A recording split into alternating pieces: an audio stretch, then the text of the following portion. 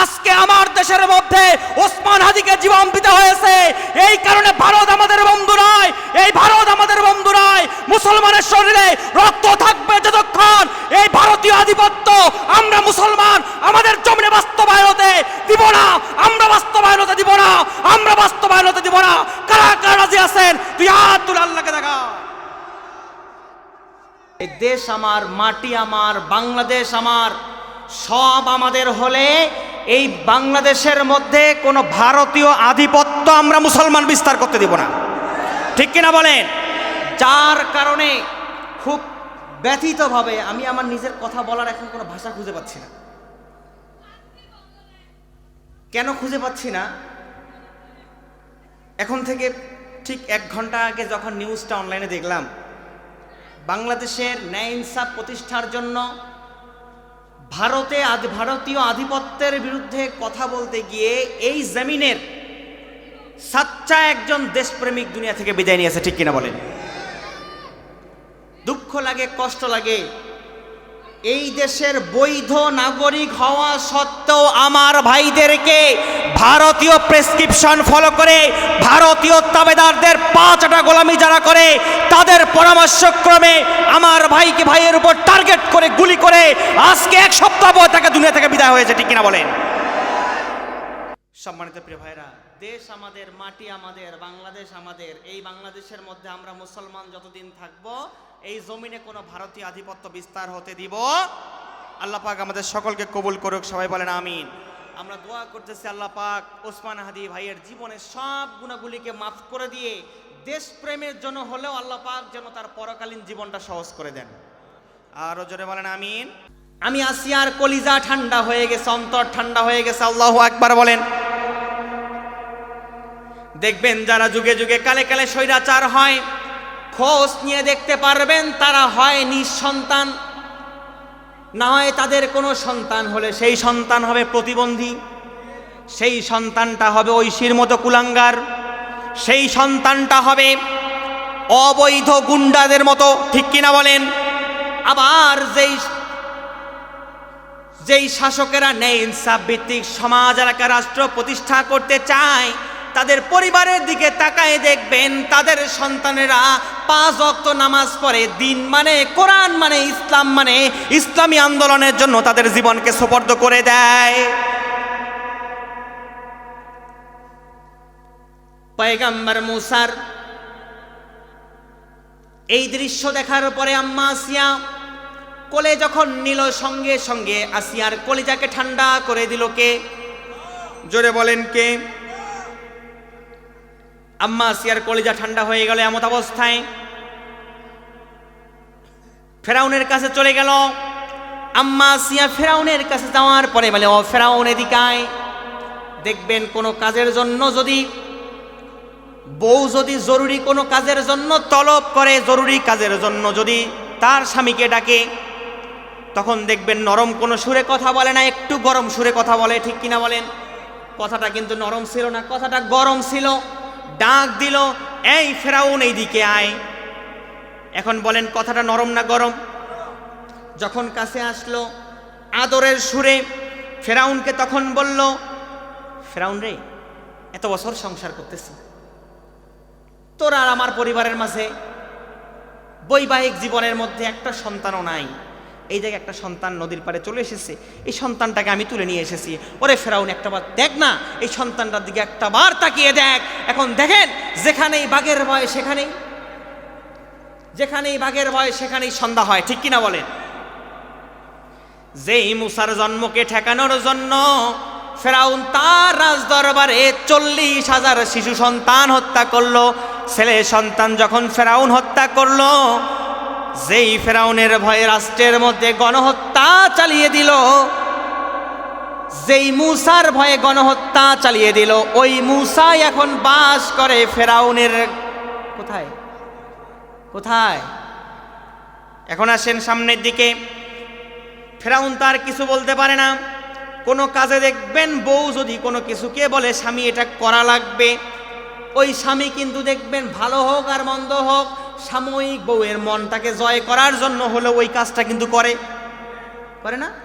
পরবর্তী সিদ্ধান্ত পরিবর্তন করতে পারে, কিংবা মত নেওয়ার প্রয়োজন হলে সাময়িক নেয়, কিন্তু বাস্তবায়নের ক্ষেত্রে স্বামী তার মতটা বাস্তবায়ন করে, ঠিক কিনা বলে? ফেরাউন সন্তানটাকে যখন দেখলো, যুগে যুগে কালে কালে খেয়াল করে দেখবেন, স্বৈরাচার যারা হয় ওরা দুনিয়াতে সব কিছু করতে পারে, কিন্তু তাদের মরার ফাঁদ বন্ধ করতে পারে?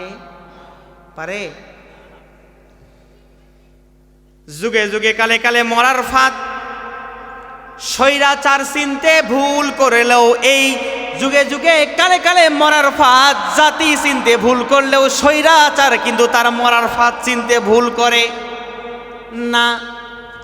পয়গম্বর মুসা তার দরবারে চলে আসলো, বউয়ের সামনে তো আর মিথ্যা কথা বলার সুযোগ নাই। আমার আল্লাহ ফেরাউনের অন্তরের মধ্যে এমন একটা বুঝ পয়দা করে দিলেন ওই সময়ের জন্য, যেই কথাটা ফেরাউনও বলতে বাধ্য হয়েছিল, কুররাতাইনুল লিওয়ালাক, ওরে বউরে এই সন্তানটাকে দেখার সঙ্গে সঙ্গে তোর কলিজাও ঠান্ডা, আমি ফেরাউনের কলিজাও ঠান্ডা হয়ে গেছে। কার কলিজা ঠান্ডা হয়েছে? কার? স্বৈরাচারের কলিজা ঠান্ডা করা কিন্তু এত সহজ বিষয় নয়, ঠিক কিনা বলেন? ইসলামী আন্দোলনের কর্মীদেরকে তারা যতই বলে তারা রাজাকার, তারা জঙ্গি, তারা চেতনা ব্যবসায়ী, যতই বলে তারা গালি দিয়েছিল, এলাকার মধ্যে খোঁজ নিয়ে দেখবেন এই সন্তানটাকে এলাকার প্রত্যেকটা মানুষ ভালোবাসে, ঠিক কিনা বলেন? পয়গম্বর মুসাকে দেখার সঙ্গে সঙ্গে যখন ফেরাউনের কলিজা ঠান্ডা হয়ে গেল, আম্মা আসিয়া আরজ করে বললেন, ওরে স্বামী রে, লা তাকতুলুহু, এই সন্তানটাকে আর তুমি হত্যা করিও, এই সন্তানটাকে আর তুমি হত্যা করিও না। এই কথা শোনার পরে বলেন তো দেখি, স্বৈরাচারের মনের ভিতরে, তার ভিতরে তো আগুন দাউ দাউ করে জ্বলছে। তার কারণ হলো একটাই, যেই মুসার জন্মকে ঠেকানোর জন্য এত গণহত্যা চালালো, ওই মুসা যদি স্বৈরা শাসকের কোলের মধ্যে চড়ে থাকে, স্বৈরা শাসকের মন অন্তরে আগুন জ্বলবে কিনা বলেন? কিছু তো বলতে পারে না, কারণ সামনে তো আছে বউ। বউয়ের সামনে কিছু বলতে গেলে বউ যদি ঝাড়ি মেরে দেয়, তাহলে যত বড়ই ক্ষমতাশীল হোক না কেন, বউয়ের সামনে আসলে সব কি হয়ে যায়? জিরো হয়ে যায়, ঠিক কিনা বলেন? অনেক লম্বা ঘটনা। আম্মা আসিয়া তখন ফেরাউনকে বলল, ও ফেরাউন, এই যে সন্তানটাকে দেখছো, এই সন্তানটা এই রাষ্ট্রের মধ্যে থাকবে, ওই সন্তানটাকে আমি লালন পালন করব। খবরদার, এই সন্তানের গায়ের মধ্যে যদি একটা ফুলের পরিমাণ টোকা লাগে, একটা ফুলের টোকা যদি লাগে, তোর সংসারের বুকে লাথি মেরে দিয়ে এই সন্তানগুলিকে নিয়ে তোর রাজদরবার থেকে আমি চলে যাব। আল্লাহু আকবার বলেন। আম্মা আসিয়া যখন এই কথা বলল, ফেরাউন চিন্তা করলো, এত সুখের সংসার, বউ যদি আমাকে ছেড়েই চলে যায়, তাহলে এই রাজ্য ক্ষমতা দিয়ে আমি কি করব? আর ফেরাউন হলো ওই রাষ্ট্রের রাজা। আনা রব্বুকুমুল আলা, আমি তোমাদের রব, আমি তোমাদের খোদা, আমি ছাড়া তোমাদের কেউ। যার কারণে যুগে যুগে ফেরাউন যারা হয়, ওরা পৃথিবীতে কেউ স্থায়ী হয়? পৃথিবীতে কেউ স্থায়ী হয় না। হোক না সে ফিরাউন কিবা নমরুদ, কেউ ভাবে চিরকাল রয় না, কেউ ভাবে চিরদিন থাকে না, ঠিক কিনা বলেন? ফেরাউন তখন চিন্তা করলো, এই সন্তান যদি আমার রাষ্ট্রে থাকে, আমার রাষ্ট্রে থাকার পরে আমার রাষ্ট্রীয় অর্থায়নে এই সন্তান রিজিক ভক্ষণ করবে, কিন্তু একটা সময় গিয়ে এই সন্তান বড় হয়ে ও আমার অবৈধ কর্তৃত্বের বুকে লাথি মেরে দিয়ে ও আসমান জমিনের মালিক আল্লাহর বিধান কায়েম করবে, ঠিক কিনা বলেন? যুগে যুগে কালে কালে স্বৈরাচার কিন্তু তার মরার ফাঁদ চিনতে ভুল করে। যেখানে বাঘের ভয় সেখানেই সন্ধ্যা হয়। সন্তানটাকে কোলে নিল যখন, পয়গম্বর মুসা হাতটাকে বের করে নিয়ে সঙ্গে সঙ্গে ফেরাউনের গাল বরাবর যখন মারল থাপ্পড়, এই থাপ্পড়টা ফেরাউনের গালে না লেগে সরাসরি লাগলো ফেরাউনের কোথায় কোথায় নাকের মাথায় লাগার সঙ্গে সঙ্গে ফেরাউনের নাকটা বাঁকা হয়ে গেল। সঙ্গে সঙ্গে তার বউকে ডাক দিয়ে বলে, প্রাণের বউ রে, গতকাল রাতেও তো আমরা একসঙ্গে ছিলাম। বলে হ্যাঁ, একসঙ্গে রাত্রিবেলা যাত্রী যাপন করার কারণে আমার চেহারার মধ্যে কি কোনো পরিবর্তন তুমি খেয়াল করেছো নাকি? বলে না, কোনোই তো হয় নাই। বলে এখন কোনো কিছু খেয়াল করছো নাকি? বলে কিছুই তো হয় নাই। বলে তোমার চোখের সমস্যা আছে। এই বাচ্চা, নবজাতক বাচ্চা আমাকে থাপ্পড় মারলো, ওই থাপ্পড় আমার গালের মধ্যে না লেগে আমার নাকের মধ্যে লেগে গেছে।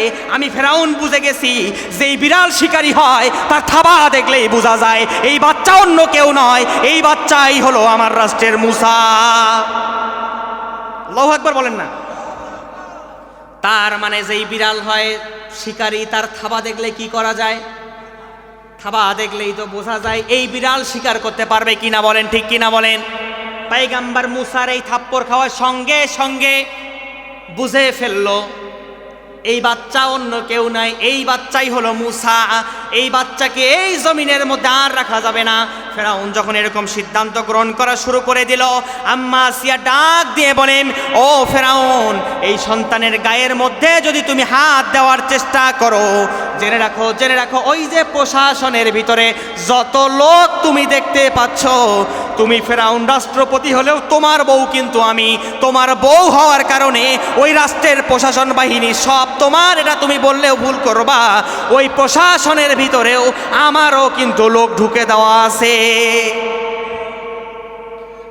প্রশাসনের মধ্যে থাকার পরে যদি মনে করেন সব আপনাদের লোক, পুরোটাই আপনাদের ভুল ধারণা, ঠিক কিনা বলেন। যার কারণেই তো দেখবেন যাদেরকে দিয়ে আল্লামা সাঈদীকে কারাগার থেকে নিয়ে বের করে নিয়ে আদালত প্রাঙ্গণ পর্যন্ত নিয়ে যেত, ওই প্রশাসনের লোকেরাই আল্লামা সাঈদীর মৃত্যুর পরে তার কপালে, তার মুখে চুমু দিতে দিতে ওই প্রশাসনের লোকদেরকে আল্লামা সাঈদীর লাশের পাশ থেকে সরাতে পারে নাই। এই পৃথিবীর জমিনের মধ্যে 3 জন ব্যক্তির গায়েবানা জানাজা স্বয়ং কাবার চত্বরে হয়েছে। একজন ব্যক্তি হলো বাদশাহ নাজ্জাশী, যার গায়েবানা জানাজা স্বয়ং আমার রাসূল নিজে করেছেন। আল্লাহু আকবার বলেন। 2 নাম্বার ব্যক্তি হলো এই উপমহাদেশের ইসলামী আন্দোলনের অন্যতম রূপকার সৈয়দ আবুল আলা মওদুদী রহিমাহুল্লাহ। আর 3 নাম্বার ব্যক্তি অন্য কেউ নয়, বাংলাদেশের পিরোজপুরের সন্তান, 50 বছরের কোরআনের খাদেম, কোরআনের পাখি আল্লামা দেলোয়ার হোসেন সাঈদী। যার কারণেই তো তাদের ভালোবাসা মানুষের অন্তর থেকে তারা কোনোদিন মিশাতে পারবে বলেন। আল্লামা সাঈদী মরেও অমর হয়ে আছে, ঠিক কিনা বলেন।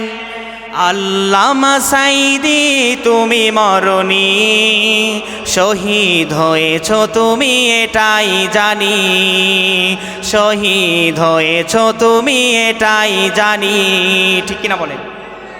আল্লামা সাঈদী মরেও মরে নাই। যার কারণে বাতিল সব সময়ের জন্য তার অবৈধ ক্ষমতাকে জমিনের মধ্যে টিকে রাখতে চায়, কিন্তু তার মরার ফাঁদকে এই বাতিল কখনো চিনতে ভুল করে না। ওরা বুঝতে পেরেছে যে এই কোরআনের পাখির ডাকের মধ্যে হাজার হাজার মানুষ কালিমা পড়ে মুসলমান হতে পারে।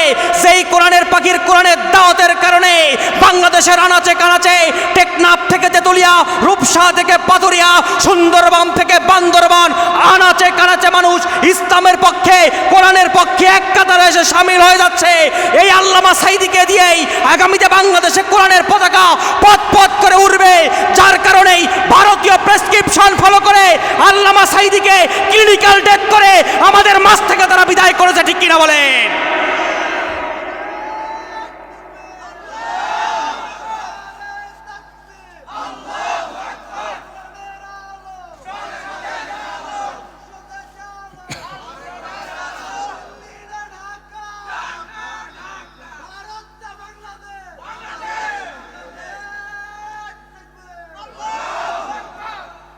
সম্মানিত প্রিয় ভাইরা, এই ভারত আমাদের বন্ধু, ভারত আমাদের বন্ধু, এই ভারত আমাদের বন্ধু নয়। আল্লামা সাঈদী দ্ব্যর্থহীন কণ্ঠে বারবার বলতো, এই ভারত আমাদের বন্ধু নয়, এই ভারত হলো আমাদের চিরশত্রু। এই ভারতকে চিরশত্রু প্রকাশ্যে ঘোষণা দিয়েছিল আল্লামা সাঈদী, ঠিক কিনা বলেন? এই ভারত আমাদের কোনোদিন বন্ধু হতে পারে না। এই ভারতীয় আগ্রাসনের বিরুদ্ধে কথা বলেছেন শহীদ মীর কাসেম আলী রহিমাহুল্লাহ, এই ভারতীয় আগ্রাসনের বিরুদ্ধে কথা বলেছেন শহীদ কামারুজ্জামান, এই ভারতীয় আগ্রাসনের বিরুদ্ধে কথা বলেছেন শহীদ আব্দুল কাদের মোল্লা, এই ভারতীয় আগ্রাসনের বিরুদ্ধে কথা বলেছেন শহীদ মতিউর রহমান নিজামী। যার কারণেই দেখবেন এই ভারতীয় আধিপত্যের বিরুদ্ধে কথা বলতে গিয়ে শহীদ সালাউদ্দিন কাদের চৌধুরীকে জীবন দিতে হয়েছে। আজকে আমার দেশের মধ্যে ওসমান হাদিকে জীবন দিতে হয়েছে। এই কারণে ভারত আমাদের বন্ধু নয়, এই ভারত আমাদের বন্ধু নয়। মুসলমানের শরীরে রক্ত থাকবে যতক্ষণ এই ভারতীয় আধিপত্য আমরা মুসলমান আমাদের জমিনে বাস্তবায়ন হতে দিব না, আমরা বাস্তবায়ন হতে দিব না, আমরা বাস্তবায়ন হতে দিব না। কারা কারা রাজি আছেন? তুই হাত তুলে আল্লাহকে দেখা।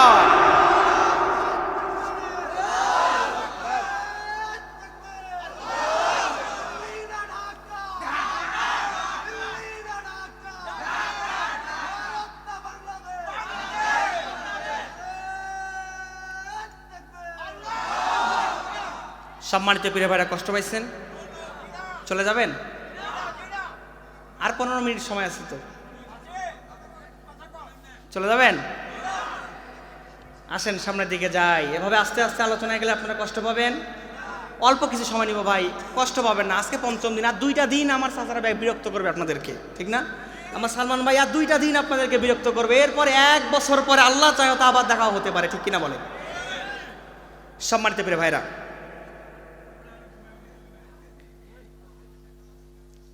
সেভেন সিস্টার্স বাংলাদেশকে যেভাবে তারা প্রদক্ষিণ করেছে, ভারত মনে করেছে তাদের বন্ধু স্বৈরাচার হাসিনাকে দিয়ে এই বাংলাদেশের আনাচে কানাচে তারা দখল করবে।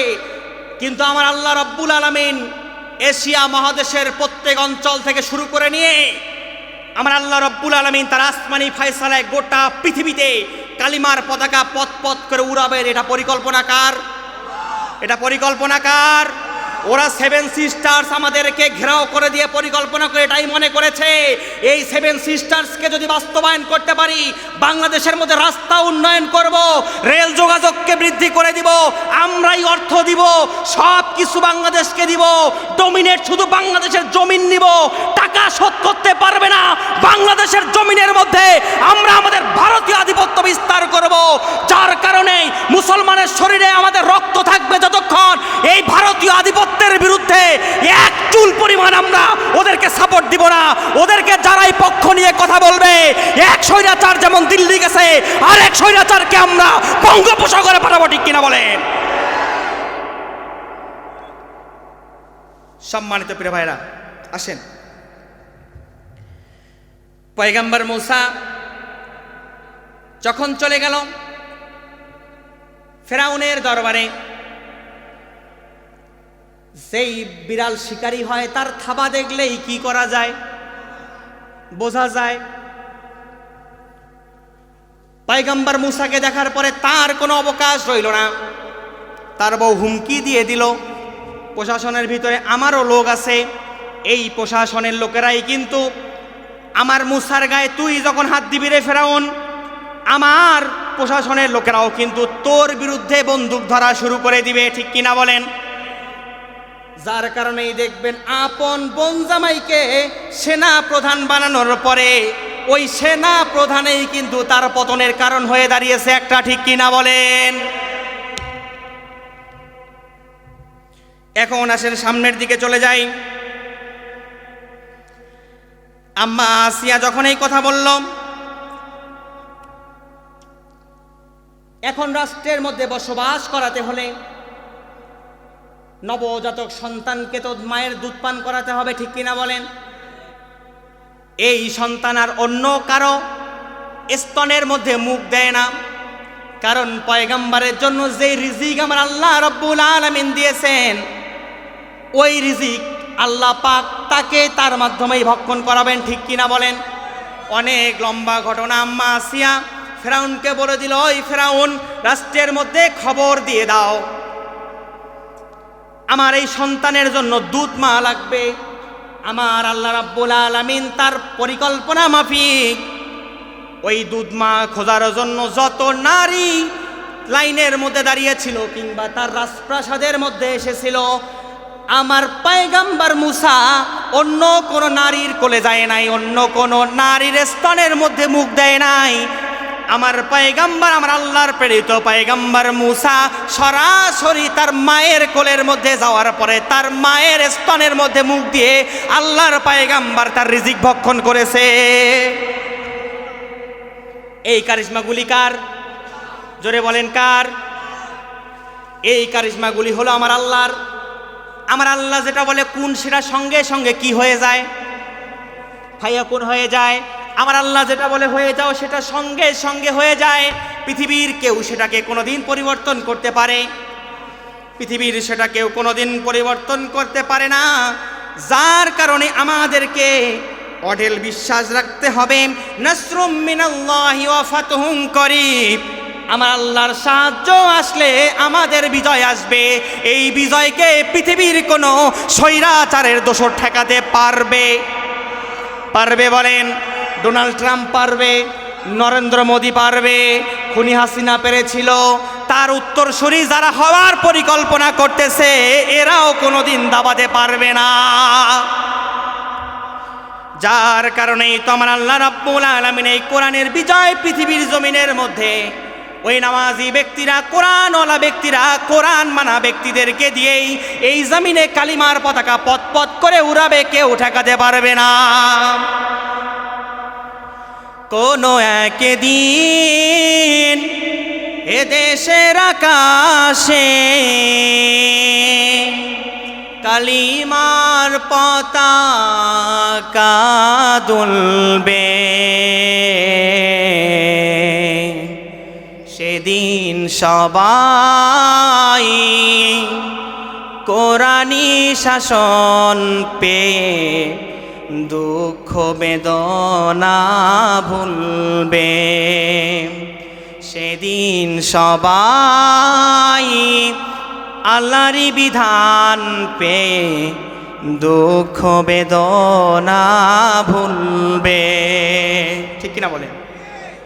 একাকী রমণী নির্জন পথে যাবে, কোনো জন কটু কথা কবে না,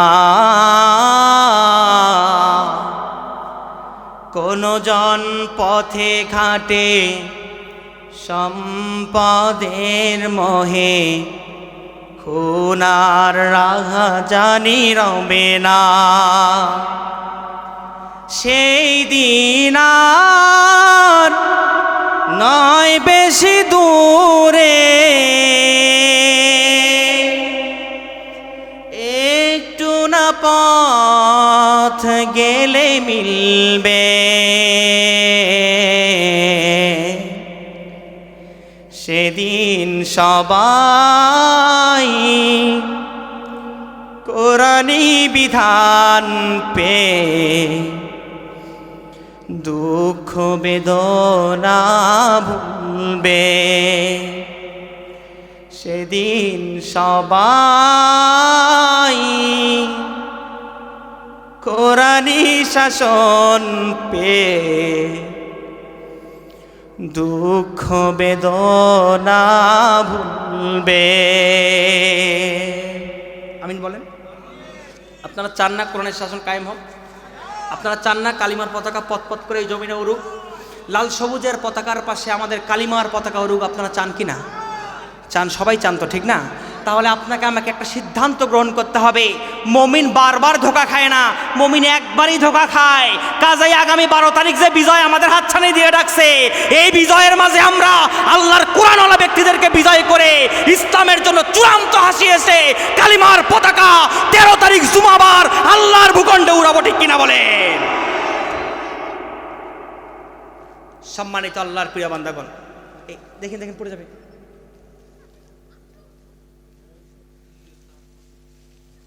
তার লাগছে মনে হয়, বসে যান। সম্মানিত প্রিয় ভাইরা, মনোযোগের দিকে দেন। সবাই একটা হাতগুলো উঁচু করেন তো। লিল্লাহে তাকবীর, লিল্লাহে তাকবীর। হাতগুলি একটু ঝাড়ি দেন তো, লিল্লাহে তাকবীর ভাবে ঝাড়ি দেন। লিল্লাহে তাকবীর, লিল্লাহে তাকবীর। জোরে বলেন লিল্লাহি তাকবীর। একটু মনে ঘুম আসছিল সবার না? এখন আসেন সামনের দিকে যাই। পয়গম্বর মূসা তার মায়ের কোলে যখন উঠে গেল, আলোচনা মনে আছে? তার মায়ের কোলে উঠে যাওয়ার পরে অন্য কোন নারীর স্তনের মধ্যে পয়গম্বর মূসা মুখ দেয় না, সরাসরি তার মায়ের কোলে যাওয়ার পরে, তার মায়ের স্তনের মধ্যে মুখ দেওয়ার পরে পয়গম্বর মূসা তার রিজিক ভক্ষণ করলো। এখন বলেন তার রিজিকের ফয়সালা করেছেন কে? পয়গম্বর মূসার মা কি জানতো সন্তানটাকে সমুদ্রে ভাসিয়ে দিলাম, এই সন্তানটা কোথায় যাবে কি না যাবে? কিন্তু আমার আল্লাহ সিমটম দিয়ে দিয়েছেন ফেরাউনের রাজ দরবারে যাবে। কিন্তু পয়গম্বর মূসার মা কল্পনাও করতে পারে নাই তার সন্তান আবার তার কোলেই ফিরে আসবে, তারই বুকের দুধ পান করবে, আবার তার রিজিক ভক্ষণ করে ও আসমান জমিনের মালিক আল্লাহর বিধান জমিনে কায়েম করবে। পয়গম্বর মূসা যখন লালিত পালিত হয়ে বড় হয়ে গেল, অনেক লম্বা ঘটনা। আম্মা আসিয়ার কাছে দুইজন পয়গম্বর দ্বীনের দাওয়াত দিয়েছিল। কয়জন পয়গম্বর? জোরে বলেন কয়জন? একজন হলো হারুন আলাইহিস সালাম, অপরজন হলেন মূসা আলাইহিস সালাম। আল্লাহর বান্দি মা বোনেরা ভালো করে কান খাড়া করে শুনেন। আল্লাহর বান্দি পয়গম্বর মূসাকে লালন পালন করলো যখন, এমত অবস্থায় মূসা বড় হয়ে যাওয়ার পরে দুইজন নবীর যখন দাওয়াত পেয়ে গেল, একজন হলেন পয়গম্বর হারুন আলাইহিস সালাম আর একজন হলেন পয়গম্বর মূসা আলাইহিস সালাম। দুইজনের দাওয়াতটা যখন পেয়ে গেল, আম্মা আসিয়া ডান বাম চিন্তা না করে সঙ্গে সঙ্গে কালিমা পড়ে মুসলমান হয়ে গেল। আম্মা আসিয়া যখন কালিমা পড়ে মুসলমান হয়ে গেল, বিশাল বড় ঘটনা। পিছনের দিকে চলে আসি এবার, সঙ্গে সঙ্গে এই ঘটনাটা চলে গেল ফেরাউনের কানে। কার কানে? আর ফেরাউন আসিয়ার কি? ফেরাউন আসিয়ার কি? স্বামী। যখন ফেরাউনের কাছে এই কথা চলে গেল, সেই সময়ের মধ্যে তার রাষ্ট্রের মধ্যে একজন বুদ্ধিজীবী ছিল, তার নাম হলো হামান। কি নাম? আরো জোরে বলেন কি নাম? এই হামান মার্কা বুক্তি যারা হয়, এরা দেখবেন সব কাজের মধ্যে বারবার কানি আঙ্গুল দেয়। ঠিক না? আপনি ভালো কাজ করতে যাবেন, আপনাকে তারা বাধা দিবে। ঠিক কিনা বলেন? এই হামান মার্কা ব্যক্তিরা তখন সিদ্ধান্ত দিয়ে দিল, ও ফেরাউন, তোমার বউ যেহেতু ইসলাম ধর্ম কবুল করেছে, পয়গম্বর মূসার দাওয়াত গ্রহণ করেছে, তোমার বউকে আর বাঁচে রাখা যাবে? এখন আপনার বউ যদি আমি বলি আপনি ডিভোর্স দেন, তালাক দেন, আপনি কি দিবেন? দিবেন? আমি যদি বলি যে আপনার বউ বাজারে এই এই কাজ করছে, কাপাসিয়া বাজারে দেখছি আপনার বউকে ঘুরে বেড়াতে, রাস্তাঘাটে বেপর্দা হয়ে চলাফেরা করতে, কিংবা এমন কোনো খারাপ কাজ করেছে যার কারণে আমি আপনাকে বললে আপনি আপনার বউকে তালাক দিবেন? অথচ যারা স্বৈরাচার, তারা নিজের বুদ্ধিতে চলে না, তারা সব সময় তার সেই গুন্ডা বাহিনীর বুদ্ধিতে চলে। ঠিক কিনা বলেন? হামান বুদ্ধি দিয়ে দিল, যতই তোমার বউ হোক, একে আর বেঁচে রাখা যাবে না, কি করতে হবে? মেরে ফেলতে হবে। হামান যখন এই সিদ্ধান্ত দিল, যতই হোক সংসার জীবন তো একসঙ্গে দীর্ঘদিন করেছে ফেরাউন আর আসিয়া। ঠিক কিনা বলেন? বলে একটু দাঁড়ারে হামান, একটা বার বউটার কাছে যাই, গিয়ে ভালো মতো জিজ্ঞাসা করে আসি, ওরে বউ, সত্যি কি কালিমা গ্রহণ করেছো নাকি? মুসার ইসলাম গ্রহণ করেছো নাকি? মুসার আল্লাহর প্রতি তুমি ঈমান এনেছো নাকি?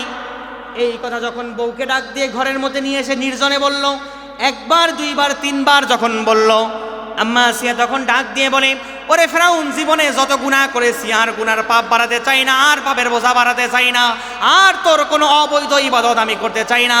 যেই মুসার দাওয়াত আমি পেয়েছি, যেই হারুনের দাওয়াত আমি পেয়েছি, ও ফেরাউন, তোর সব ধর্মের বুকে লাথি মেরে দিয়ে আমি সত্য দ্ব্যর্থহীন কণ্ঠে জবাব দিয়ে দিচ্ছি, আমি মুসার আল্লাহর প্রতি ঈমান এনেছি। আল্লাহু আকবার বলেন।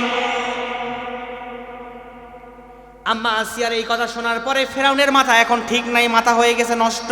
কি হয়ে গেছে? মাথা নষ্ট হয়ে গেছে। এখন যে কথাটা বলবো, তাফসিরে মারিফুল কোরআন, আমার ভুল না হয়ে থাকলে 1631 পৃষ্ঠা, আগে অথবা পরে হতে পারে, অথবা 31 পৃষ্ঠা ডান দিকের অর্ধেক কলমের ডান সাইডে আছে। তাফসিরে মাজহারির 2টা বর্ণনা সেখানে আছে। আম্মা আসিয়াকে যখন তারা মারার পরিকল্পনা করলো, 2টা পরিকল্পনা। একটা পরিকল্পনা হলো শুলের মধ্যে চড়িয়ে দিয়ে 2 হাতের মধ্যে 2 পায়ের মধ্যে তারা পেরেক মেরে দিল। কি মেরে দিল? কিসের মধ্যে চড়িয়ে? শুলের মধ্যে চড়িয়ে দেওয়ার পরে 2 হাত এবং 2 পায়ের মধ্যে যখন তারা পেরেক মেরে দিল, তাফসিরে মাজহারির 2য় বর্ণনার মধ্যে পাওয়া যায় আম্মা আসিয়াকে মাটির মধ্যে শুয়ে দিয়ে কিংবা বালুর মধ্যে শুয়ে দিয়ে উপর থেকে বড় বড় পাথর তার শরীরের মধ্যে ফেলে দেওয়া হতো। ঠিক এই ব্যাখ্যার পরের অংশে আরেকটা ছোট্ট করে কলাম দেওয়া আছে, দেখবেন। আম্মা আসিয়াকে মাটির মধ্যে শুয়ে দিয়ে তার শরীরের উপরে বড় বড় পাথরগুলি তার পায়ের মধ্যে, তার বুকের মধ্যে, তার হাতের মধ্যে, মাথার মধ্যে চাপা দিত। এরপর রাস্তার মধ্যে পিচ করার সময় দেখবেন ইট খোয়া দেওয়ার পরে কিন্তু তখন ডলার দিয়ে কিন্তু ডলা হয়, ঠিক কিনা বলেন? অনেক বর্ণনায় পাওয়া যায় এরকম ভাবে আম্মা আসিয়াকে নাকি উপর দিয়ে তারা বড় ধরনের কোনো জিনিস দিয়ে রুটির মতো করে তারা ডলতো। কি পরিমাণ নির্যাতনটাই না তারা করেছে, অথচ আম্মা আসিয়া ঈমান এনেছে কার প্রতি? আরো জোরে বলেন না, কার প্রতি? আম্মা আসিয়া ঈমান এনেছে আল্লাহর প্রতি। আমরা ঈমান এনেছি কার প্রতি? আরো জোরে বলেন, কার প্রতি? আমরা ঈমান এনেছি আমার আল্লাহর প্রতি। কারণ আমরা ঈমান আনার সঙ্গে সঙ্গে সাক্ষ্য দিয়ে দিয়েছি, ইন্নাল্লাহা আশতারা মিনাল মুমিনিনা আনফুসাহুম ওয়া আমওয়ালাহুম বিআন্না লাহুমুল জান্নাহ। আমরা আল্লাহ রাব্বুল আলামিন আমাদের জীবন, আমাদের সম্পদ ক্রয় করে নিয়েছেন তার জান্নাতের বিনিময়ে। যেই জান্নাতের কারণে আমাদের জীবন আর সম্পদ আল্লাহর পথে আমরা ব্যয় করেছি, সেই জান্নাত ছাড়া এই দুনিয়াতে আমরা কোনোদিন